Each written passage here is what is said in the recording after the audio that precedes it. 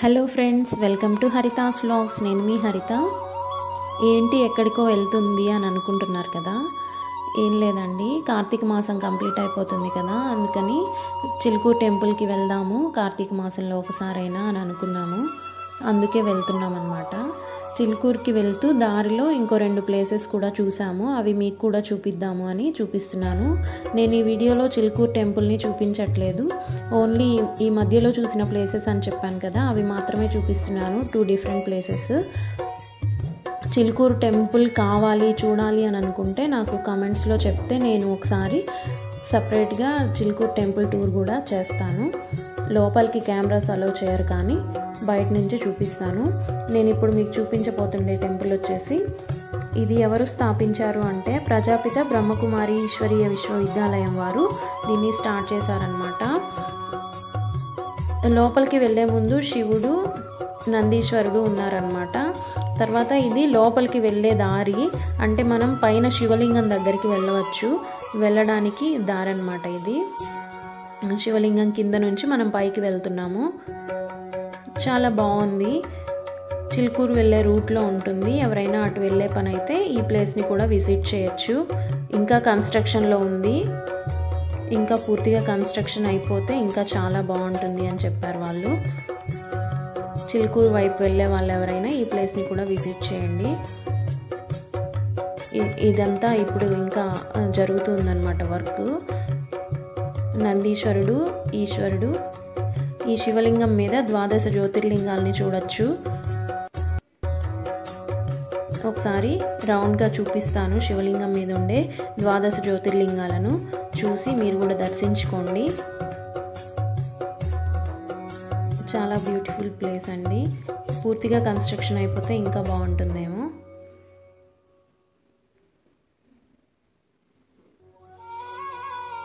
నేను, Alekhya, Hemalatha aunty, rayon, మేము 4 వెళ్ళామన్నమాట.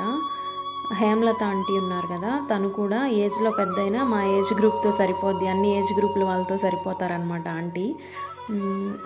అందుకని నాకు ఆంటీ అంటే చాలా ఇష్టం. ఇంకా అలేఖ్య మీకు తెలుసు కదా, నా బెస్ట్ ఫ్రెండ్ అనమాట. నా బెస్ట్ ఫ్రెండ్ అనడం కంటే రియాన్ బెస్ట్ ఫ్రెండ్ అనొచ్చు.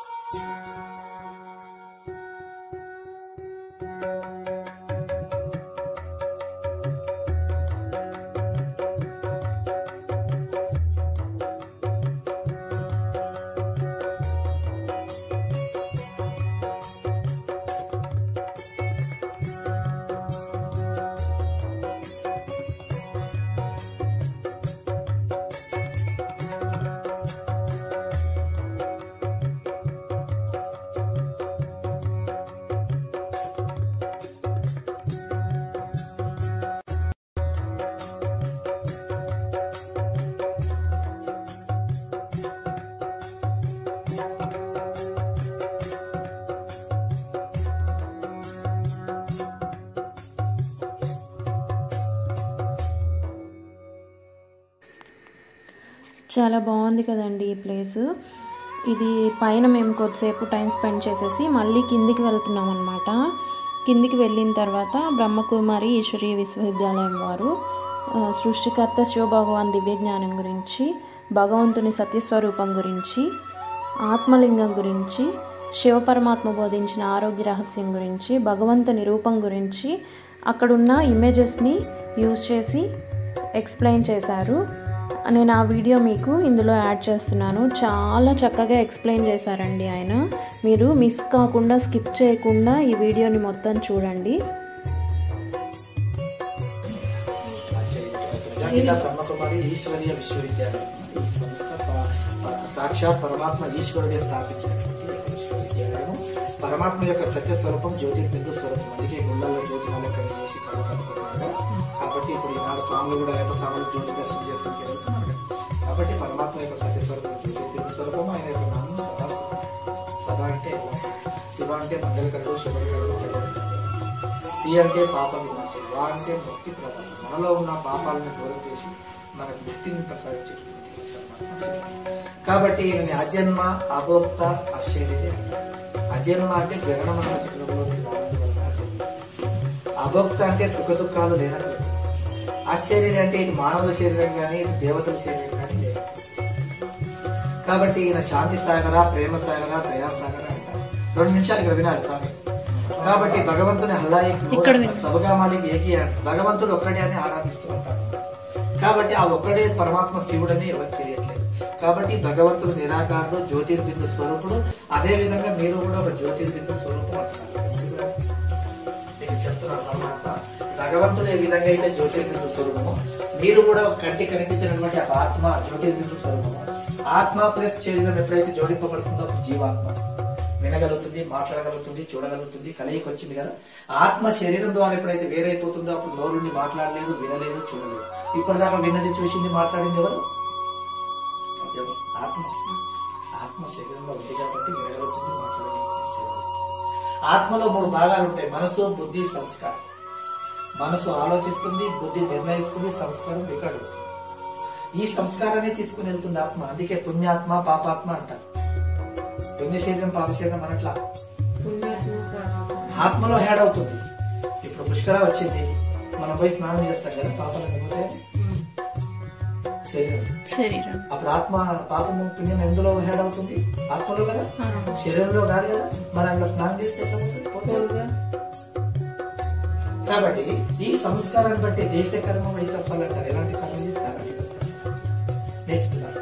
కాబట్టి ఆత్మ ఇంత పెద్ద బాడీ కదా, ఎక్కడ ఉంటుందో పైట లైట్ కదా, జ్యోతి స్వరూపం కదా. ఎక్కడ ఉంటుందో ఆత్మ?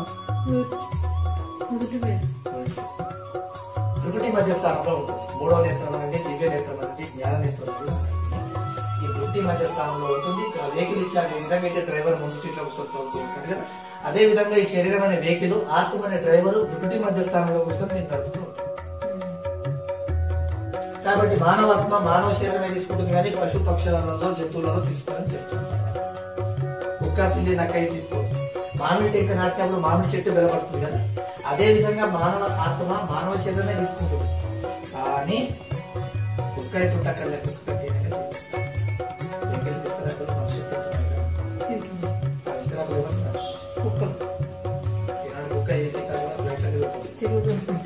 మానవుడు అంత దిగజారిపోయాడు. అతని యొక్క సంకల్పాలు, సంస్కారాలు, అతను చేసేటటువంటి పనులు. కాబట్టి ఇక్కడ చూడండి, 3 లోకాలు అంటారు, లేదా బ్రహ్మాండం అని అంటారు. ఇక్కడ సాకార మానుష లోకము, ఇక్కడ పాత్ర అభినయిస్తున్నాము. ఇక్కడ దీనిపైన సూర్య చంద్ర నక్షత్రాలు, ఆకాశం పైన సూక్ష్మలోకం అంటారు దీన్ని. ఇక్కడ బ్రహ్మ, విష్ణు, శంకరులు ఉంటారు సూక్ష్మలోకం. ఈ సూక్ష్మలోకం పైన పరమాత్మ ఉండేది పరంధామము, లేదా శాంతిధామము, లేదా ముక్తిధామము అంటారు. పరమాత్మ జ్యోతిర్బిందు స్వరూపుడు శివుడు. ఇవన్నీ మన ఆత్మలు. పరమాత్మ శివుడు మన తండ్రి, మనం ఆయన పిల్లలు, ఆయన సంతానం. తండ్రి పిల్లలు ఒకే దగ్గర ఉండే వాళ్ళం పరంధామం. ఈ పరంధామం నుంచి పరమాత్మ ఈ భూమిపైకి పంపించాడు మన ఆత్మని. మనం తల్లి గర్భంలో ప్రవేశించి మనం ఈ శరీరం డ్రెస్ చేసుకుని బయటపడ్డాం. మర్చిపోయాం, నేను ఆత్మ, నా తండ్రి పరమాత్మ శివుడు, నా ఇల్లు పరంధామం. పరమాత్మనే తెలియజేస్తూ ఉన్నాడు భూమి పైన అవతరించి. ఇక్కడ చూడండి, భగవంతుని ఇంగ్లీష్ లో గాడ్ అంటారు కదా, ఒక్కడే కదా, దేవుడు ఒక్కడే కదా. గాడ్ అంటే G O D god. G for generator అంటే బ్రహ్మ ద్వారా స్థాపన చేయిస్తున్నాడు పరమాత్మ. ఓ ఫర్ ఆపరేటర్, ఆయన విష్ణువు ద్వారా పాలన చేయిస్తున్నాడు పరమాత్మ. డి ఫర్ డిస్ట్రక్షన్, ఆయన వినాశనం చేయిస్తాడు. కాబట్టి ఇది 3 ద్వారా చేయించేటటువంటి వాడు పరమాత్మ శివుడు. ఆయన రచయిత, వీరి రచన. అందుకే బ్రహ్మ దేవతాయనమా, విష్ణు దేవతాయనమా, శంకర దేవతాయనమా, శివ పరమాత్మ అనమాట. ఆయన పరమాత్మ అంటారు, వీళ్ళని దేవత. ఇక చూడండి, శివరాత్రి. శివరాత్రి అని ఎందుకు వచ్చిందమ్మా? శివుడికి పగలని రావచ్చు కదా, రాత్రి అని ఎందుకు వచ్చింది? ఎందుకంటారు శివరాత్రి? జాగ్రత్త చేస్తాం. అయితే ఇది అజ్ఞానం అనే అందాకారం, కలియుగం అంటే అజ్ఞానం అనే అందాకారం. ఈ అండాకారంలో పరమాత్మ అవతరించాడు కాబట్టి శివరాత్రి శివరాత్రి నాడు ఏముంటారు? ఒక ఉపవాసాలు ఉంటారు కదా. ఉపవాసం అంటే ఒక రోజు భోజనం తినకుండా ఉండడం.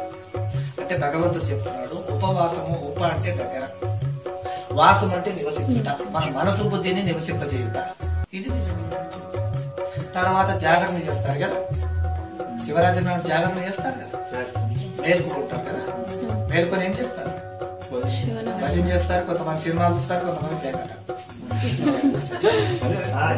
కొంతమంది చూసాం జనరల్ గా చూస్తారు కదా. అయితే భగవంతుడు చెప్తున్నాడు ఇక్కడ జాగరణ మీనింగ్స్ జాగ్రత్తగా వహించండి. దేనిపైన? ఈ కామక్రోధ లోభ మోహ అహంకార ఈర్ష్య దేశ కపటం నిర్లక్ష్య బద్ధకం సోమర్థం ఇవి మీ దర్శనం. పరమాత్మ స్మృతితో ఇవి మనం దూరం చేయవచ్చు. భగవంతుడు తోడు ఉన్నంత సేపు ఇవి మన దగ్గర రావు. ఇవి ఫాలో అవుతున్నాయి. ఇప్పుడు మనం బయటికి వెళ్ళామనుకో, ఏమన్నా ఎప్పుడన్నా వాడు క్రోధం అనేది ఫాలో అవ్వచ్చు, మోహం అనేది ఫాలో అవ్వచ్చు, ఏదన్నా తక్కువ జర ముందుకు వెళ్తున్నాడు, ఏదో ఈర్ష్యన్నా ఫాలో అవ్వచ్చు, ద్వేషమన్నా ఫాలో అవ్వచ్చు. ఇది మన దగ్గర. దీనిపైన జాగ్రత్త వహించాలి. ఇది మీనింగ్స్ జాగ్రత్త. నిరంతరం మనం జీవితం ఉన్నది రోజులు ఇవి మన దరికి చేరుకుంటూ, అందుకు పరమాత్మ శివుని మనం తోడు పెట్టుకోవాలి. ఇక చూడండి, శంకరుడు శివలింగాన్ని ముట్టు పెట్టుకుని తపస్సు చేస్తున్నాడు. తపస్సు అంటే జ్ఞాపకం. ఎవరిని జ్ఞాపకం చేస్తున్నాడు? పరమాత్మ శివుని జ్ఞాపకం చేస్తున్నాడు.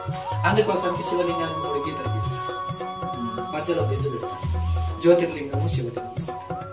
కాబట్టి శంకరుడు సూక్ష్మలోక నివాసి, శివుడు పరబ్రహ్మ.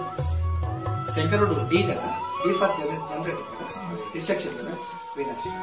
పరమాత్మ సత్యధారస్థాపన చేస్తాడు. కాబట్టి భగవంతుడు తల్లి గర్భం ద్వారా జన్మ తీసుకున్నటువంటి వాడే భగవంతుడు శివుడు. అందుకే ఆయన పరమాత్మ అంటాము. జ్యోతి రూపంగా కూడా మనం ఆరాధిస్తాము. ఏ గుళ్ళోకి వెళ్ళినా జ్యోతి ఆరాధిస్తాం. ఇక్కడ చూడండి, 84 జన్మల జీవిత చరిత్ర. ఇది మన గురించి మెయిన్ ఇంపార్టెంట్. ఇక్కడ చూడండి, సత్యయుగము, త్రేతాయుగము, ద్వాపరయుగము. సత్యయుగం చూడండి 1250 సంవత్సరాలు. ఇక్కడ 16 కళ్ళ సంపూర్ణులు, 9 లక్షల మందితో స్టార్ట్ అవుతుంది. లక్ష్మీనారాయణులు ఇక్కడ ఒకరొకరు 8 జన్మలు తీసుకొని 9 లక్షల మంది 1250 సంవత్సరాల్లో 3 కోట్లు. తర్వాత త్రేతాయుగం వచ్చేసింది. వీళ్ళు సూర్యవంశీయులు. ఇక్కడ 14 కాలాలు ఉంటాయి కాబట్టి వీళ్ళు చంద్రవంశీయులు. ఇది 1250 సంవత్సరాల్లో 3 కోట్ల దేవతలు 12 జన్మలు తీసుకొని 30 కోట్ల దేవతలు. స్వర్గము లేదా రామరాజ్యము పూజ్యులు అంటారు. తర్వాత ద్వాపరయుగం వచ్చే వరకల్లా ధర్మం వేరు కర్మం వేరు అయిపోయింది. కాబట్టి ఇక్కడ పూజారులు పూజ ప్రారంభోత్సవం చేశారు. శివలింగానికి పూజ ప్రారంభోత్సవం చేశారు. తర్వాత కృష్ణుడికి లక్ష్మీనారాయణ సీతారాం. ఈ యుగం కూడా 1250 సంవత్సరాలు ఉంటుంది. కానీ కళలు మాత్రం 16కి 8 కళలే ఉన్నాయి. బర్త్ బై బర్త్ మనం జన్మలు తీసుకుంటూ డిశ్చార్జ్. తర్వాత కలియుగం వచ్చేసింది. కలియుగం చూడండి, iron age, golden and silver and copper iron. ఇది 1250 సంవత్సరాలు. అన్ని యుగాలు అంతే ఉంటాయి. ఇక్కడ చూడండి 42 జన్మలు తీసుకుంటాం. కానీ కళలు 2 కళలు తగ్గిపోయింది. ఆత్మ చూడండి ఇక్కడ ఎట్లా ఉంది, ఇక్కడ ఎలా ఉంది, 16 కళలు సంపూర్ణంగా ఉంది కదా ఆత్మ. ఇక్కడ డిశ్చార్జ్ అవుతుంది కదా. అదే శరీరానికి 3 పూటలు భోజనం పెడుతున్నాం, కానీ ఆత్మకు ఏం పెట్టట్లా. అది ఎలా పెట్టాలో తెలియట్లా. సెల్కు ఒక రోజు ఒక హాఫ్ డే వాడామంటే అయిపోయింది ఛార్జింగ్. మళ్ళీ ఛార్జింగ్ పెడతాం కదా. మరి ఆత్మాని బ్యాటరీ ఛార్జింగ్ ఎట్లా పెట్టాలి? ఎవరు చూసినా టైం లేదు అంటున్నారు, ఇంకెట్లా పెడతారు? టైమే లేదు కదా. దీన్ని పోషించుకోవడానికే సరిపోయాము, కానీ దీంట్లో ఛార్జింగ్ నింపుకోవడానికి టైమే లేదు. ఎలా చేస్తాం? ఇక్కడ చూడండి, లాస్ట్ ఎండింగ్. ఇప్పుడు ఇక్కడ చూడండి, భూకంపాలతోని హనబాబులతోని కలియుగం మహావినాశనం విధంగా ఉంది. పరంజ్యోతి స్వరూపుడైన పరపిత పరమాత్మ శివుడు గీతలో చెప్పిన విధముగా యదా యదా హి ధర్మస్య గ్లానిర్భవతి భారత అభ్యుత్థానమ ధర్మస్య తదాత్మానం సృజామ్యహం. ఎప్పుడైతే ధర్మగ్లాని సంభవిస్తుందో అప్పుడు భారతదేశంలో అవతరిస్తాం. అదే విషయము పరమాత్మ శివుడు అవతరించాడు. అవతరించి ఇక్కడ సత్యగీత జ్ఞానాన్ని బోధించి నరుని నారాయణుడిగా, నారిని శ్రీమలక్ష్మి తెలియజేస్తాడు. పేర్లైతే మన దేవతల పేర్లు. గుణాలు అచ్చా. ఇక్కడ చూడండి, దేవతలు మీనింగ్స్ దైవీ గుణాలు చాలా మనలాగే ఉంటారు, కాకపోతే దేవతలు అంటే దైవీ గుణాలు. ఇక్కడ చూడండి, స్వస్తిక్ అంటారు, సృష్టి చక్రం అంటారు. స్వస్తిక్ అంటే స్వాస్థితిని ఇక్కడ ఇంప్రూవ్ చేసుకునేటటువంటి సృష్టి చక్రం అంటారు. ఈ సృష్టి చక్రం యొక్క ఆయుష 5000 సంవత్సరాలు. ఇక్కడ ఒక యుగం 1250. ఇక్కడ విన్నారు కదా. ఇప్పుడు సత్యత్రేత ద్వాపర కలియుగం అన్ని 1250 ఉంటాయి. కాబట్టి ఈ 2 యుగాలు కలిపి స్వర్గము, బ్రహ్మ పగలంటారు. ఈ 2 యుగాలు కలిపి బ్రహ్మ రాత్రి అంటారు. ద్వాపర కలియుగాలు ఒకటి, సత్యత్రేతాయుగాలు ఒకటి. ఇది పగలు, ఇది రాత్రి. లేదంటే ఇది ఉదయము, మధ్యాహ్నం, సాయంత్రం, రాత్రి అనుకోండి. రాత్రి పోయినంటే మళ్ళీ పగలు వచ్చేస్తుంది కదా, ఎవరు ఆపరు కదా. అయితే ఇప్పుడు మీకు గుడ్ న్యూస్, కలియుగం పోనుంది, సత్యుగం రానుంది. త్వరలోనే సత్యుగం రానుంది. భగవంతుడు చెప్తున్నటువంటి విషయం ఇది అందరికి తెలియజేస్తూ ఉన్నాం. కాబట్టి ఈ ద్వాపర యుగంలో ఎవరి ధర్మాన్ని వాళ్ళు స్థాపన చేస్తున్నారు. ఇక్కడ చూడండి, ఇబ్రాహిం వచ్చి ఇస్లాం ధర్మం, ఇక్కడ బుద్ధుడు వచ్చి బౌద్ధ ధర్మం, యేసుక్రీస్తు వచ్చి క్రైస్తవ ధర్మం. వాళ్ళ ధర్మాన్ని వాళ్ళు స్థాపన చేస్తున్నారు. ఇప్పుడు పరంజ్యోతి స్వరూపుడైన పరమపిత పరమాత్మ మన ధర్మాన్ని స్థాపన చేస్తున్నారు. మన ధర్మం ఏది? హిందూ ధర్మం అంటారు. కానీ భగవంతుడు ఏం చెప్తున్నా చెప్తున్నా, మన ధర్మం ఆది సనాతన దేవి దేవత, ఆది సనాతన దేవి దేవత ధర్మాన్ని ఇప్పుడు స్థాపన చేస్తున్నారు. అవతరించాడు ఇక్కడ ప్రజాపిత బ్రహ్మలో అవతరించి ఈ యొక్క సత్యగీతా జ్ఞానాన్ని బోధిస్తున్నారు. కలియుగం పోనుంది, సత్యయుగం రానుంది. ఈ మధ్యలో అవతరించాడు కాబట్టి సంగమ యుగము, సంగమేశ్వరుడు అని పేరు చెప్తారు. ఎవరైతే జ్ఞానం విని ఆచరణ చేస్తున్నారో వాళ్ళకి కాబట్టి తెలుస్తుంది. కాకపోతే బ్యాటరీ ఛార్జింగ్ చేసి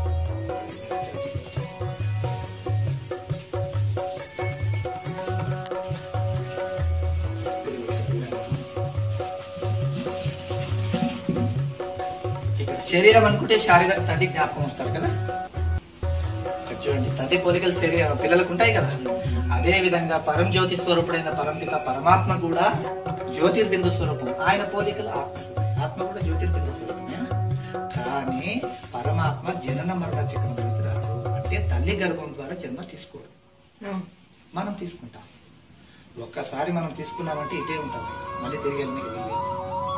కానీ భగవంతుడు పరాయక ప్రవేశం చేస్తాడు శరీరంలో, జ్ఞానం చెప్తాడు, మళ్ళీ తిరిగి వెళ్ళిపోతాడు. అంతేగాని తల్లి గర్భం ద్వారా జన్మ తీసుకోవడం.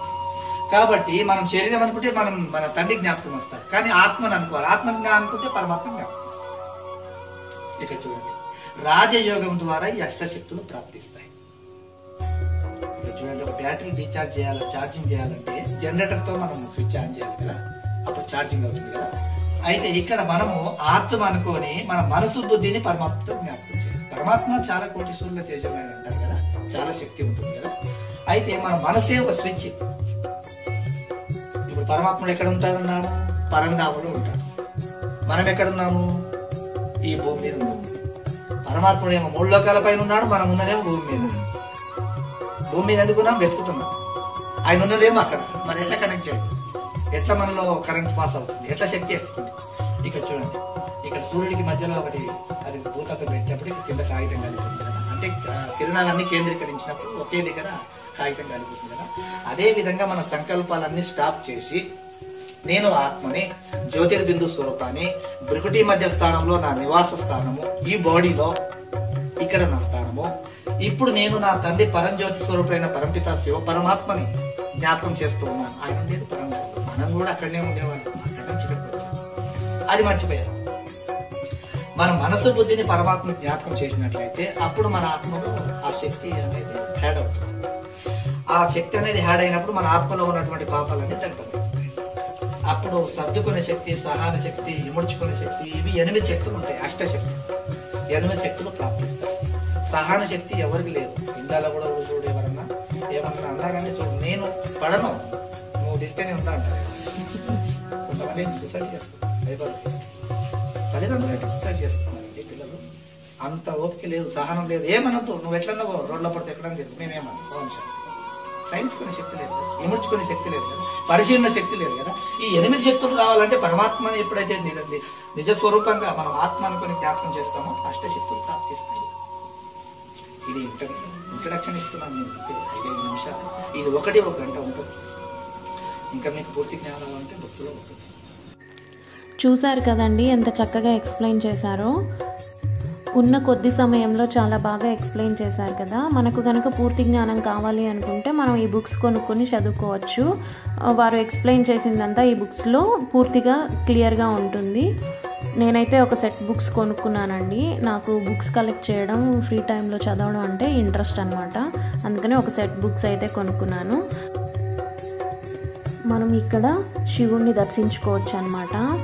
మనకు ఈ శివుని దగ్గర ఉంచిన రుద్రాక్షను ప్రసాదంగా ఇస్తున్నారు. అయిపోయిందండి, ఇంకా మేము బయలుదేరేస్తున్నాము. కాకపోతే కొన్ని డౌట్స్ ఉంటే అవి క్లారిఫై చేసుకుందాము అని రిప్రజెంటేటివ్ ఉంటే తనని అడుగుతున్నాం అనమాట. క్లియర్గా ఎక్స్ప్లెయిన్ చేశారు వారు కూడా. కాకపోతే పక్కన కన్స్ట్రక్షన్ వర్క్ జరుగుతుంది, డ్రిల్లింగ్ సౌండ్స్ అవన్నీ వస్తున్నాయి. ఆ సౌండ్స్లో వారు ఎక్స్ప్లెయిన్ చేసేది నాకు క్లియర్గా వినిపించట్లేదు అనమాట. వీడియోలో క్లియర్గా రికార్డ్ అవ్వలేదు, అందుకని నేను మ్యూట్ చేశాను.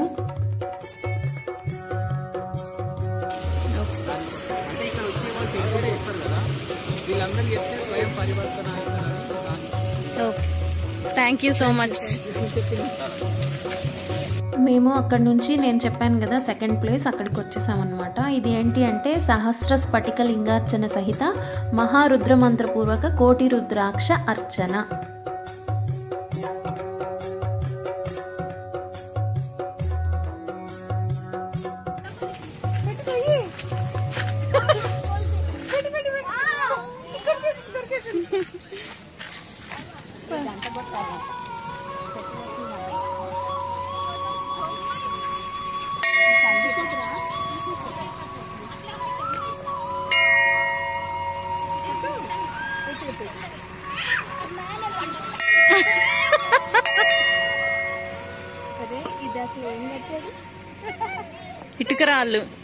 ఇటుకరాళ్ళు లోపల.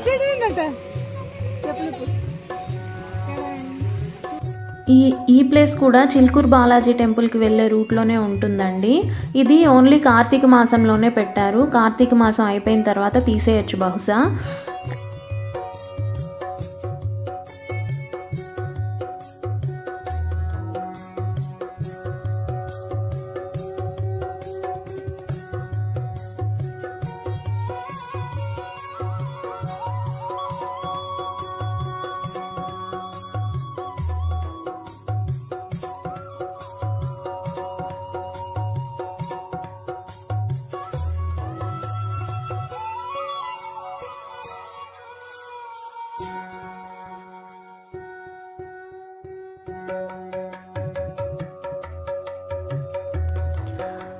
ఇక్కడ వెళ్ళిన ప్రతి ఒక్కరూ స్ఫటికలింగానికి అభిషేకం చేయొచ్చు అనమాట. చేసే అవకాశం ప్రతి ఒక్కరికి ఉంటుంది.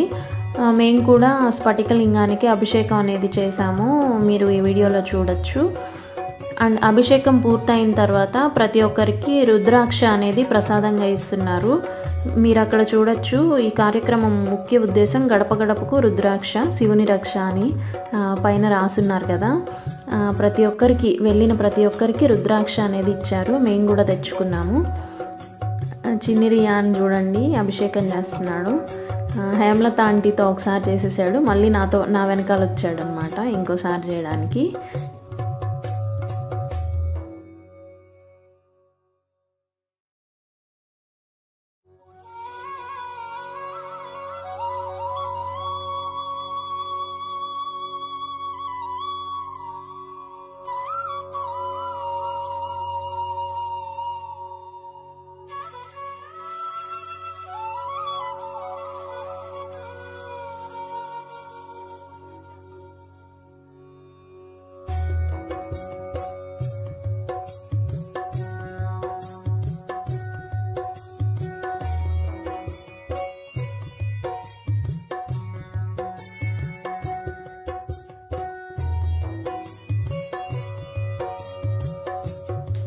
చూసారు కదండి వీడియో. నేను చూపించిన ప్లేసెస్ కనుక మీకు నచ్చినట్లయితే ఈ వీడియోని లైక్ చేయండి, షేర్ చేయండి, కమెంట్ చేయండి. అలాగే మీరు నా ఛానల్ని చూడడం ఫస్ట్ టైం అయితే నా ఛానల్ని తప్పకుండా సబ్స్క్రైబ్ చేసుకోండి. ఇంతసేపు ఓపిక్గా నా వీడియో చూసినందుకు చూసిన ప్రతి ఒక్కరికి నా హృదయపూర్వక ధన్యవాదాలు.